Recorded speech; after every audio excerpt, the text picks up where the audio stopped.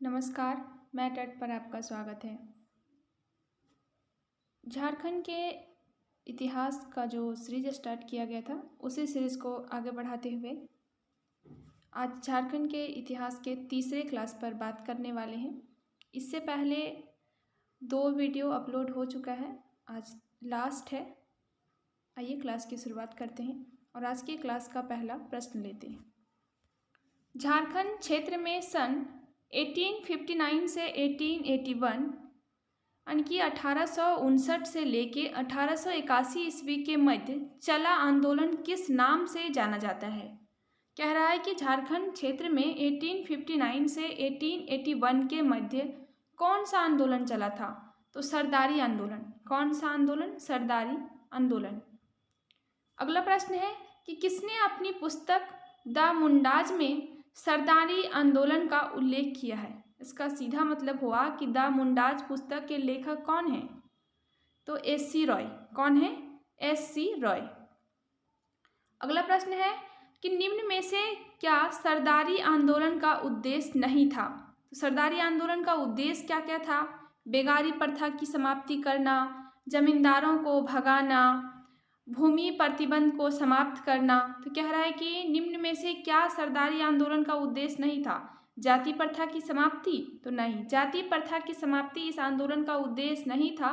सरदारी आंदोलन का जो मेन पर्पस था यह बेगारी प्रथा की समाप्ति करना था, जमींदारों को भगाना था और जो भूमि पर प्रतिबंध लगे हुए थे इसे समाप्त करना था।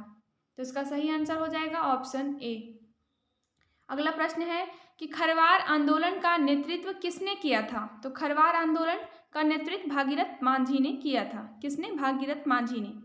अगला प्रश्न है कि निम्न में से किस आंदोलन में मदिरा का विरोध हुआ है? तो मदिरा का विरोध खरवार आंदोलन में ही हुआ है।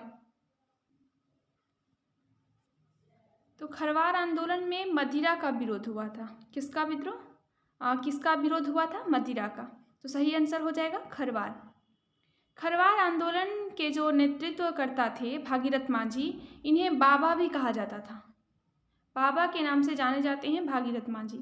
अगला प्रश्न है कि खरवार आंदोलन का दूसरा नाम क्या था? तो खरवार आंदोलन का दूसरा नाम था सफाहोर। सफाहोर आंदोलन। अगला प्रश्न है कि खरवार आंदोलन किस जनजाति से संबंधित था? यहाँ दिया हुआ है हो, संथाल, मुंडा, खड़िया। तो खरवार आंदोलन यहाँ किस जनजाति से संबंधित था? तो संथाल जनजाति से। जो ऑप्शन दिया हुआ है इनमें से संथाल जनजाति सही होगा। अगला प्रश्न है कि खरवार आंदोलन से उदासीन लोगों को क्या कहा जाता था? कह रहा है कि खरवार आंदोलन से उदासीन लोगों को क्या कहा जाता था? बाबजिया। क्योंकि खरवार आंदोलन के जो नेता थे उनको बाबाजी कहा गया है, जो नेतृत्वकर्ता भागीरथ मांझी को, और इससे जुड़े लोगों को कहा जाता था बाबजिया। अगला प्रश्न है कि बिरसा मुंडा आंदोलन कब शुरू हुआ था? तो बिरसा मुंडा आंदोलन 1895 में प्रारंभ हुआ। कब? 1895 में। अगला प्रश्न है कि निम्न में से किस आंदोलन के नेतृत्वकर्ता को भगवान के अवतार के रूप में मान्यता मिली है? तो बिरसा मुंडा को। इन्हें धरती आबा कहा जाता था। अगला प्रश्न है कि बिरसा मुंडा आंदोलन किसके नेतृत्व में किया गया था? किसके विरुद्ध में किया गया था? तो साहूकरों, जमींदारों, दीकुओं, उपयुक्त सभी। तो इसका सही आंसर हो जाएगा उपयुक्त सभी। या इसमें साहूकर का भी विरोध हुआ था, जमींदार का भी विरोध हुआ था और दीकुओं का भी विरोध हुआ था। दीकू कहने का मतलब बाहरी लोग, अंग्रेज जिसको कहते थे बाहरी लोग। अगला प्रश्न है कि निम्न में से क्या बिरसा मुंडा आंदोलन का उद्देश्य नहीं था? स्वतंत्र मुंडा, दीकुओं को भगाना, राज्य की स्थापना, लगान नहीं देना। तो लगान नहीं देना इस आंदोलन का उद्देश्य नहीं था। इसका उद्देश्य था स्वतंत्र हो जाना, मुंडा स्वतंत्र रहेगा, दीकों को भगाना और राज्य की स्थापना करना। तो सही आंसर हो जाएगा लगान नहीं देना। लगान नहीं देना इस आंदोलन का उद्देश्य नहीं था। अगला प्रश्न है कि बिरसा मुंडा को कंपनी सेना ने कहाँ से गिरफ्तार किया था? तो बिरसा मुंडा को कंपनी सेना ने रांची से गिरफ्तार किया था। कहाँ से? रांची से। अगला प्रश्न है कि बिरसा मुंडा आंदोलन के दौरान अंग्रेजों पर दूसरी बार कब हमला हुआ था? बिरसा मुंडा आंदोलन के दौरान अंग्रेजों के ऊपर दूसरी बार कब हमला हुआ था? तो 25 दिसंबर 1897 ईस्वी को। कब? 25 दिसंबर 1897 ईस्वी को। अगला प्रश्न है कि बिरसा मुंडा आंदोलन के परिणाम स्वरूप 1908 ईस्वी में किसे अनुमंडल बनाया गया? तो गुमला को। इस आंदोलन के पश्चात 1908 में गुमला को अनुमंडल बनाया गया था। अगला प्रश्न है कि निम्न में से किस आंदोलन के परिणाम स्वरूप पहली बार भूमि संबंधी व्यवस्था मुंडारी खुटकटी व्यवस्था को लागू किया गया? तो बिरसा मुंडा। बिरसा मुंडा आंदोलन के बाद ही मुंडारी खुटकटी व्यवस्था को लागू किया गया था। अगला प्रश्न है कि निम्न में से किस आंदोलन के संबंध में कहा जाता है कि वह बिरसा मुंडा आंदोलन से जन्मा था? मतलब कहीं ना कहीं इस आंदोलन का जन्मदाता बिरसा मुंडा था। ऐसा किस आंदोलन को कहा जाता है? टाना भगत को, तमाड़ को, खरवार को, या इनमें से कोई नहीं? तो टाना भगत आंदोलन को। टाना भगत आंदोलन कब शुरू हुआ था? 1914 ईस्वी में।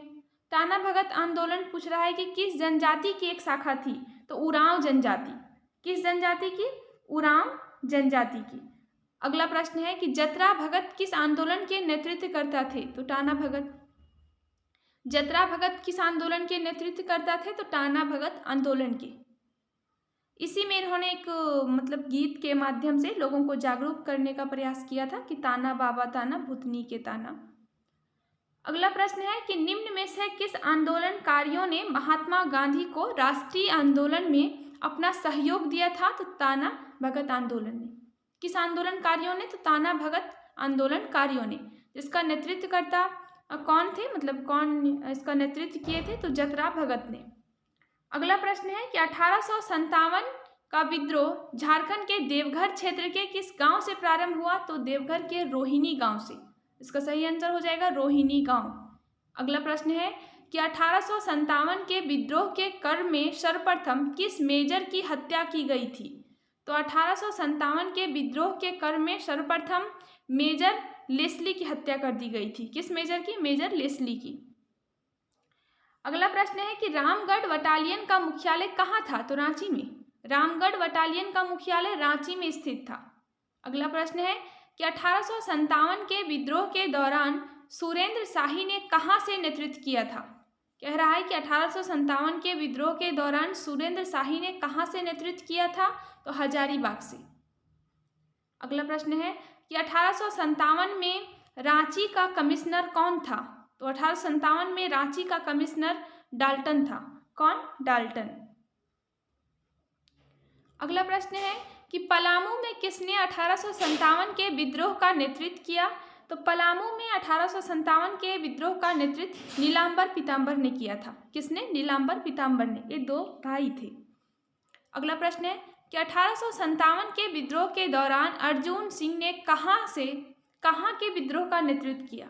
1857 के विद्रोह के दौरान अर्जुन सिंह ने कहाँ के विद्रोह का नेतृत्व किया? तो सिंहभूम।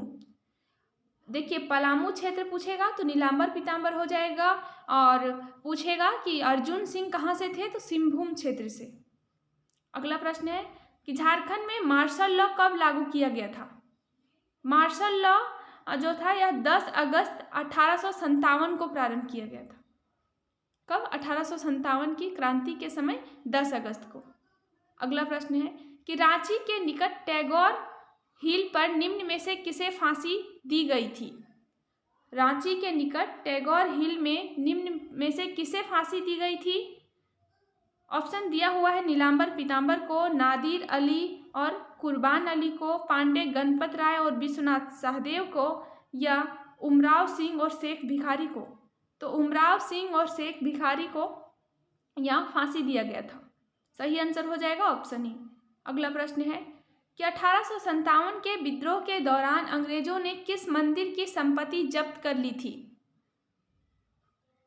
1857 के विद्रोह के दौरान अंग्रेजों ने किस मंदिर की संपत्ति जब्त कर ली थी?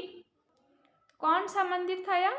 तो जगदलपुर मंदिर। कौन सा? जगदलपुर मंदिर। अगला प्रश्न है कि पूरे सिंहभूम क्षेत्र में 1857 ईस्वी के क्रांतिकारियों के सर्वमान्य नेता कौन थे? तो अर्जुन सिंह। पूरे सिंहभूम क्षेत्र से पूछे 1857 के क्रांतिकारियों के सर्वमान्य नेता, तो अर्जुन सिंह थे।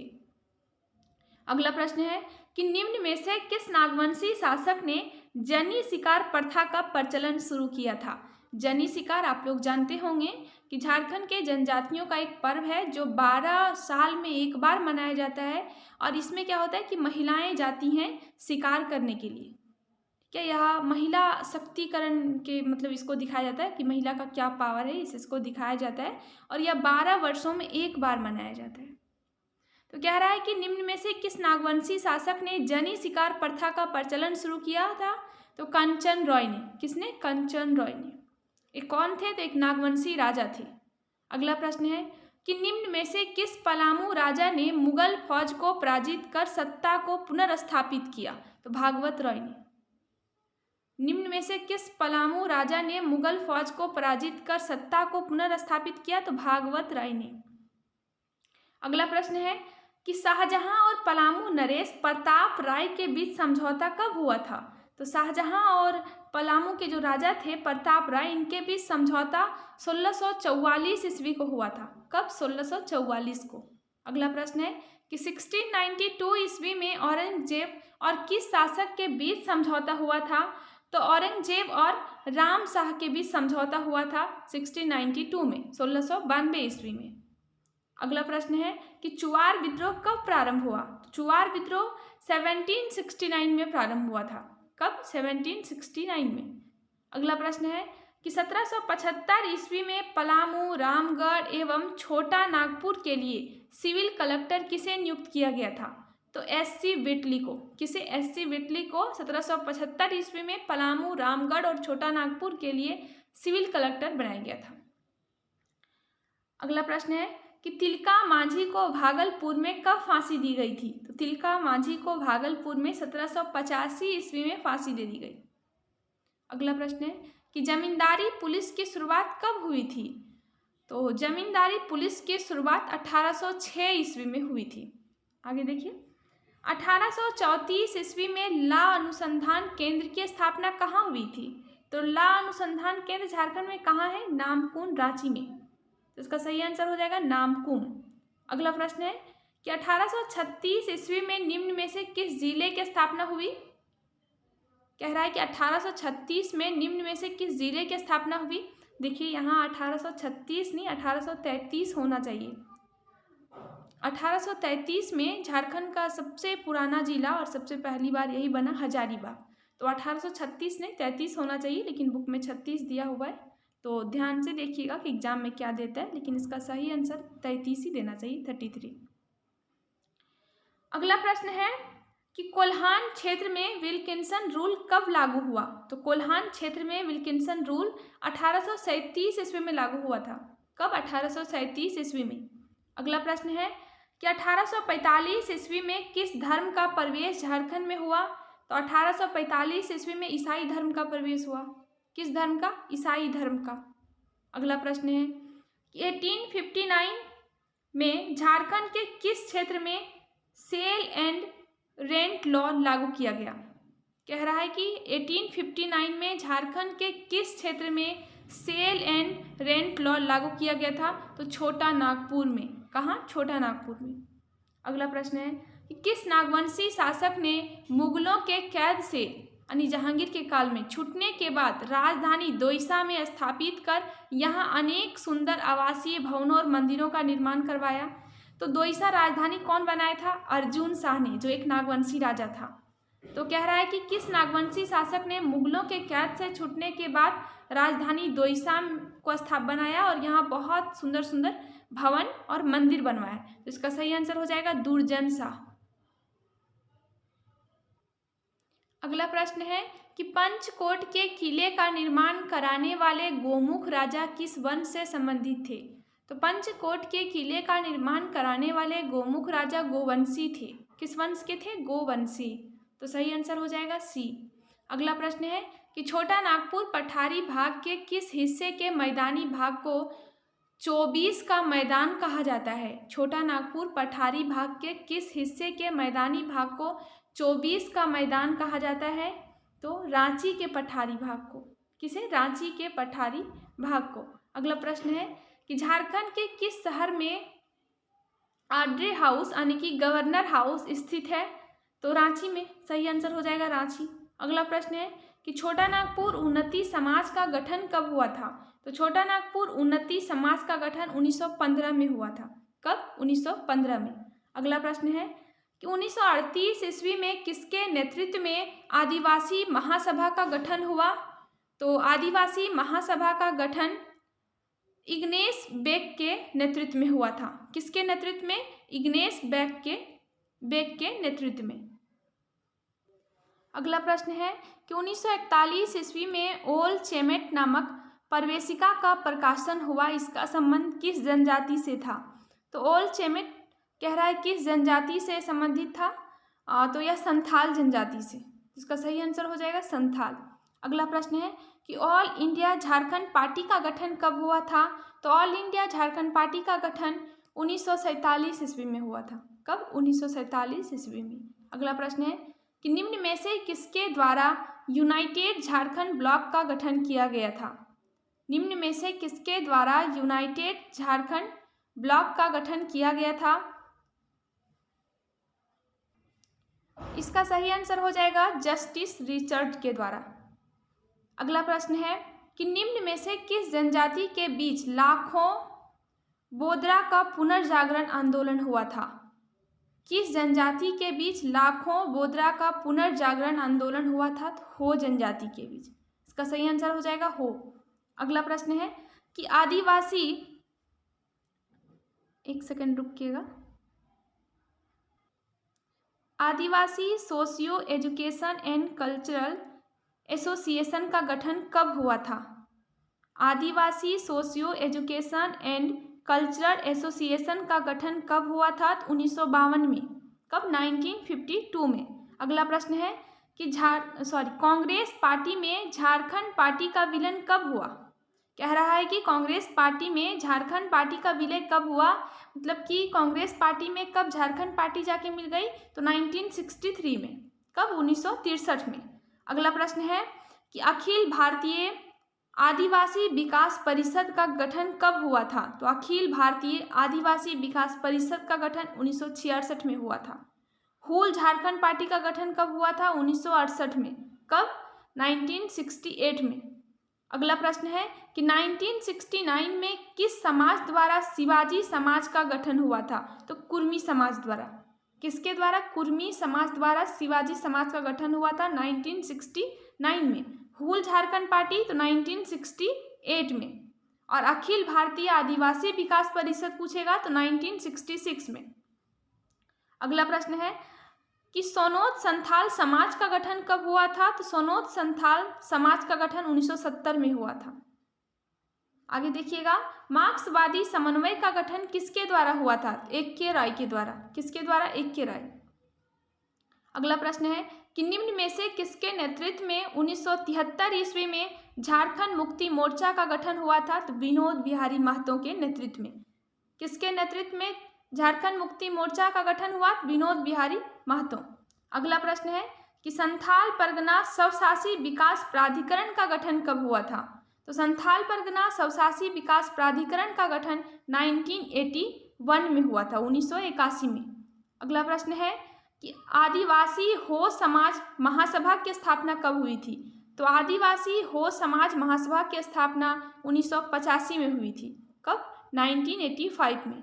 अगला प्रश्न है कि 1986 में ऑल झारखंड स्टूडेंट यूनियन का गठन हुआ, इसके प्रथम अध्यक्ष कौन थे? देखिए, all Jharkhand student union short में बोले तो आजसू। तो आजसू का गठन हुआ कब? तो 1986 में। कह रहा है इसके प्रथम अध्यक्ष कौन थे? ऑप्शन दिया हुआ है सूर्य सिंह बेसरा, जयपाल सिंह, कार्तिक उरांव, प्रभाकर तिर्की। तो सही आंसर हो जाएगा प्रभाकर तिर्की। अगला प्रश्न है कि झारखंड समन्वय समिति का गठन कब हुआ था? 1987 में। कब? 1987 में। अगला प्रश्न है कि 1988 में किस पार्टी द्वारा अलग वनांचल राज्य की मांग की गई थी? तो 1988 यानी कि 1988 में भाजपा के द्वारा अलग एक राज्य वनांचल राज्य की मांग की गई थी। किस राज्य की? वनांचल। तो किसके द्वारा? भाजपा के द्वारा। अगला प्रश्न है कि 1989 में किसके द्वारा झारखंड विषयक समिति का गठन हुआ? तो भारत सरकार के द्वारा। झारखंड विषयक समिति जो 1989 में बना, यह भारत सरकार के द्वारा गठित एक समिति थी। अगला प्रश्न है कि झारखंड में 1991 में किस पार्टी का गठन हुआ 1991 में? तो झारखंड पीपुल्स पार्टी एक पार्टी है जो कि बना कब था? तो 1991 में। तो कह रहा है कि 1991 में किस पार्टी का गठन हुआ था? तो झारखंड पीपुल्स पार्टी का। अगला प्रश्न है कि 9 जून 1995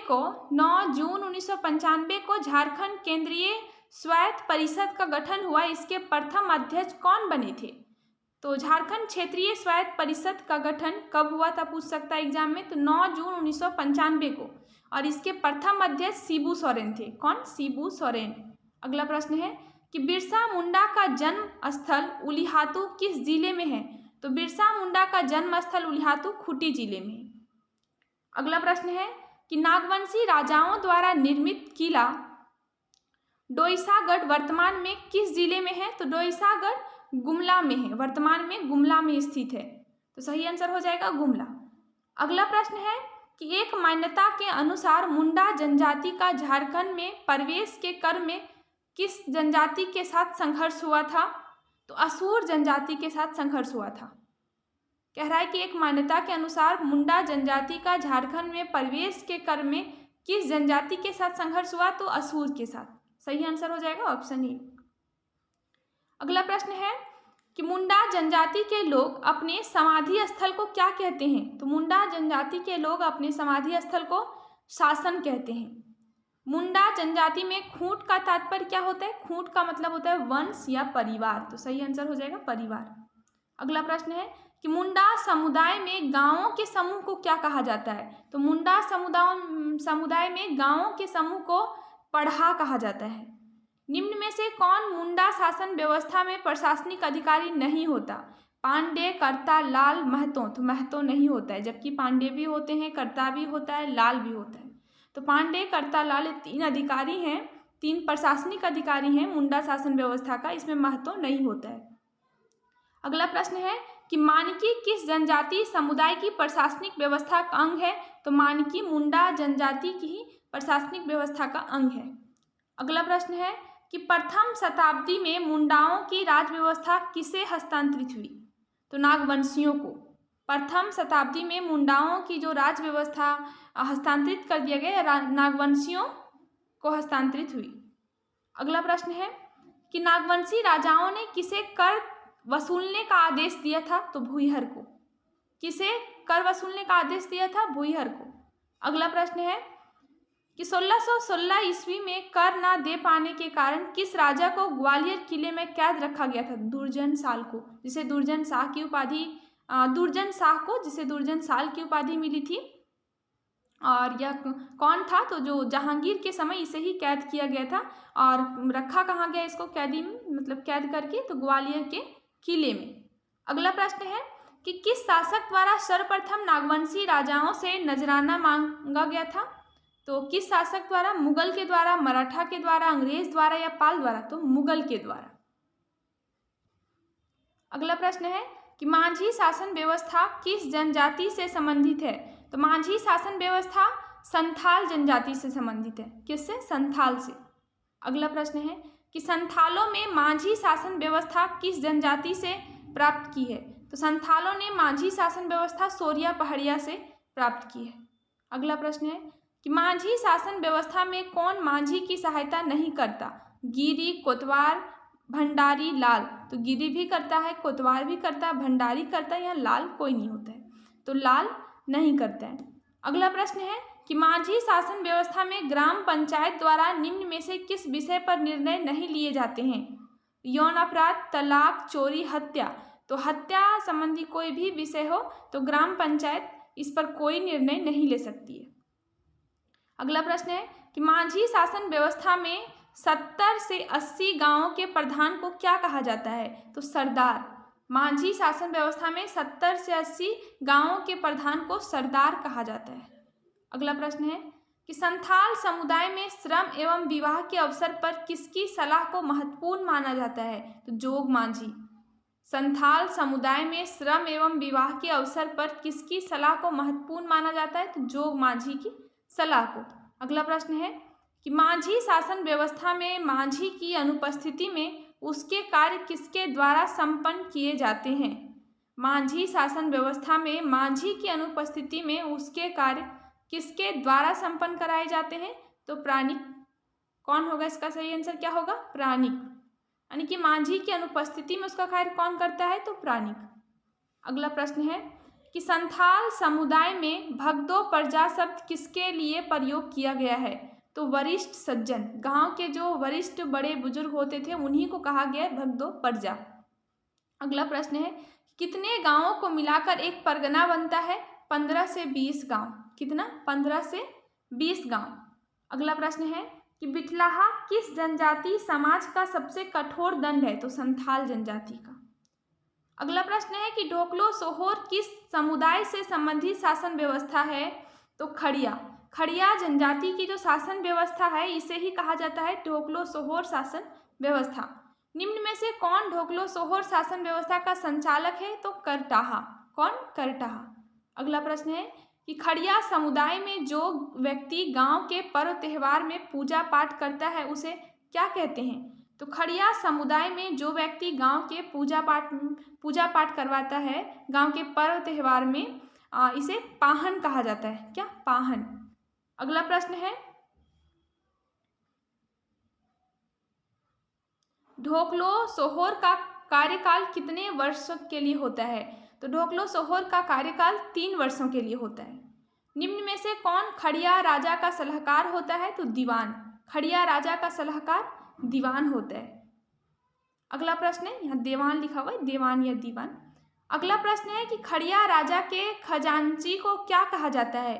तो खड़िया राजा के खजांची को क्या कहते हैं? तिंजोकड़। खजांची कहने का मतलब होता है यहाँ इनका सेक्रेटरी, इसको तिंजोकड़ कहा जाता है। अगला प्रश्न है झारखंड में जनसंख्या की दृष्टि से दूसरी सबसे बड़ी जनजाति कौन सी है? तो उरांव।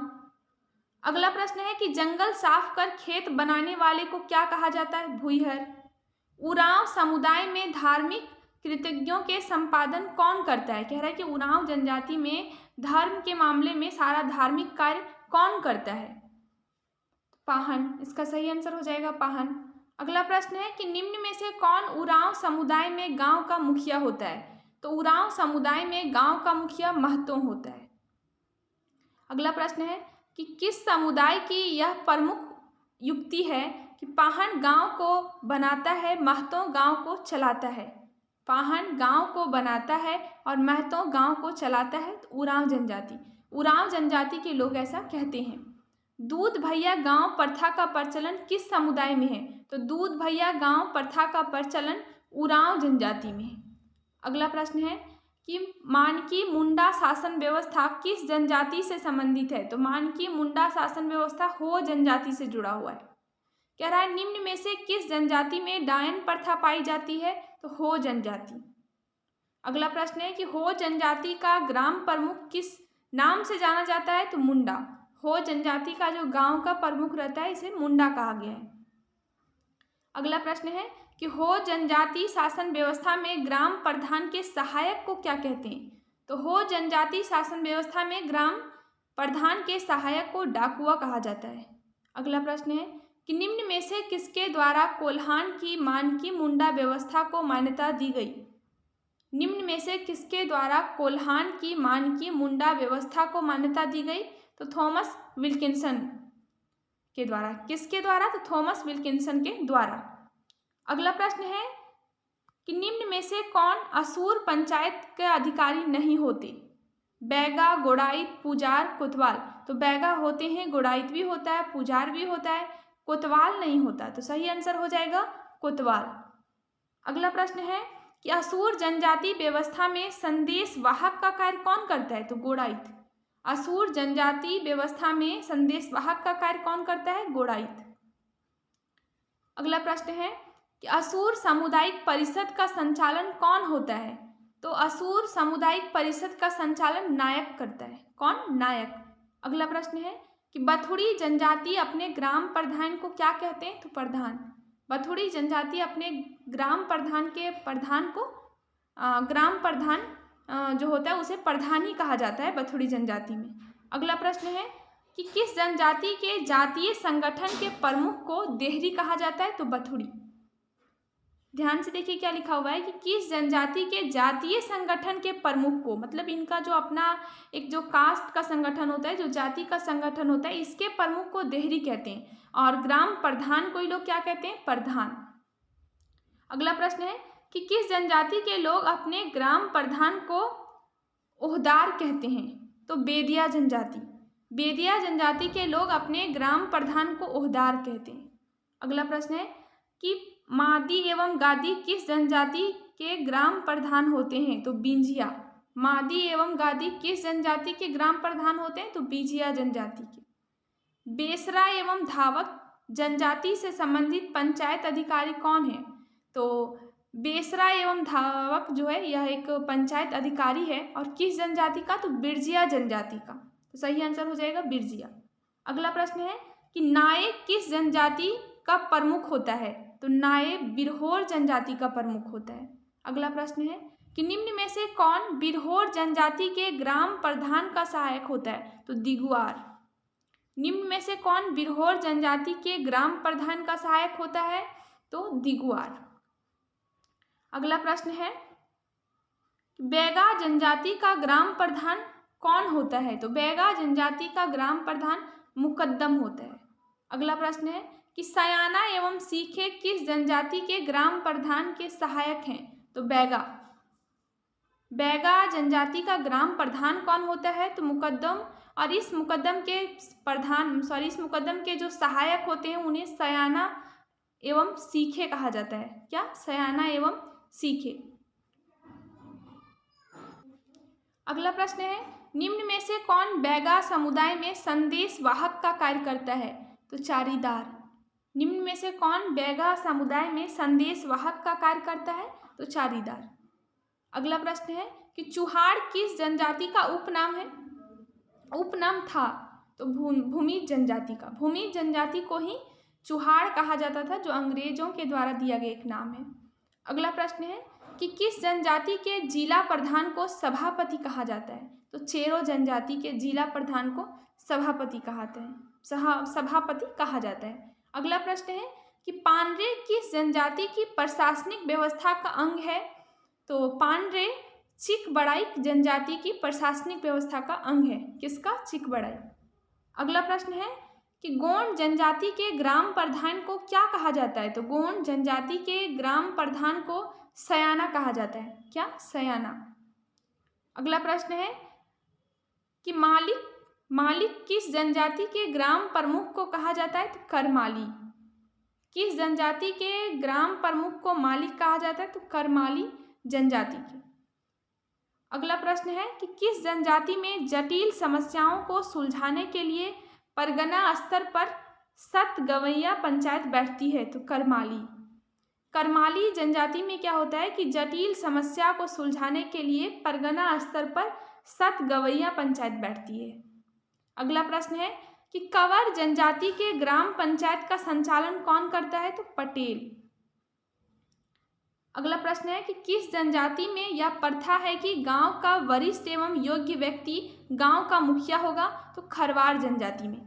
यह ना झारखंड के जो 32 जनजाति हैं, इनके ग्राम प्रधान कौन हैं, इनके ग्राम प्रधान मतलब क्या कहा जाता है ग्राम पंचायत को, और इनके धार्मिक प्रधान कौन होते हैं, इसका शॉर्ट्स मतलब डाला हुआ है एक शॉर्ट में वीडियो। तो आप देखना चाहते हैं तो चैनल की प्लेलिस्ट में देख सकते हैं। आगे देखिए। अगला प्रश्न है कि किस जनजाति के पंचायत को चट्टी पट्टी यानी कि पचोरा सतोरा कहते हैं? कहता है कि 5 गाँव जब मिलके पंचायत बनेगी उसको कहेंगे पचोरा, जब 7 गाँव की पंचायत रहेगी तो इसको कहेंगे सतोरा। तो ऐसा किस जनजाति में होता है? तो खरवार जनजाति में। अगला प्रश्न है कि गोटिया किस जनजाति का ग्राम प्रमुख होता है? तो गोटिया किस जनजाति का ग्राम प्रमुख होता है? इसका सही आंसर होगा खोंड। अगला प्रश्न है कि 2003 में झारखंड की 32वीं जनजाति के रूप में किसे मान्यता मिली थी? झारखंड का 32वां जनजाति कौन है? कोल। कब मान्यता मिला? 2003 में। तो सही आंसर हो जाएगा कोल। अगला प्रश्न है कि किस जनजाति में बी रक्त समूह की अधिकता पाई जाती है? तो कोल में। किस जनजाति में? कोल जनजाति में बी जो ब्लड ग्रुप रहता है या बहुत ज़्यादा पाया जाता है। अगला प्रश्न है कि बड़ा मुखिया किस जनजाति का ग्राम प्रमुख होता है? तो कोरबा। बड़ा मुखिया किस जनजाति का ग्राम प्रमुख होता है? तो कोरबा जनजाति का।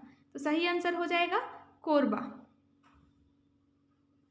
अगला प्रश्न है कि गोड़ाइत एवं दीवान किस जनजाति के ग्राम प्रधान के सहायक होते हैं? तो गोड़ाइत एवं दीवान माल पहाड़िया जनजाति के ग्राम प्रधान के सहायक होते हैं। किस जनजाति के ग्राम प्रधान के सहायक होते हैं? तो माल पहाड़िया।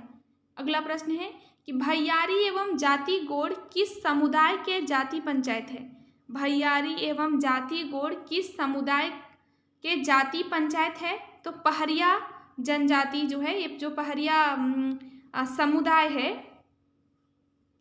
इसकी क्या है? यह जाति पंचायत है। ठीक है, यानी कि जो पहरिया जनजाति है इसका जो होता है समुदाय, जो जाति पंचायत इसका होता है, उसी को कहते हैं भैयारी एवं जाति गोड़। अगला प्रश्न है कि निम्न में से कौन पहरिया जनजाति का ग्राम प्रधान है? तो पहरिया जनजाति के ग्राम प्रधान को महतो कहा जाता है। क्या कहा जाता है? महतो। और झारखंड का 31वां जनजाति क्या है? कंवर। और 32वां जनजाति कोल। तो आज के क्लास में इतना ही, फिर मिलते हैं एक नए क्लास में और नए टॉपिक के साथ। Thank you.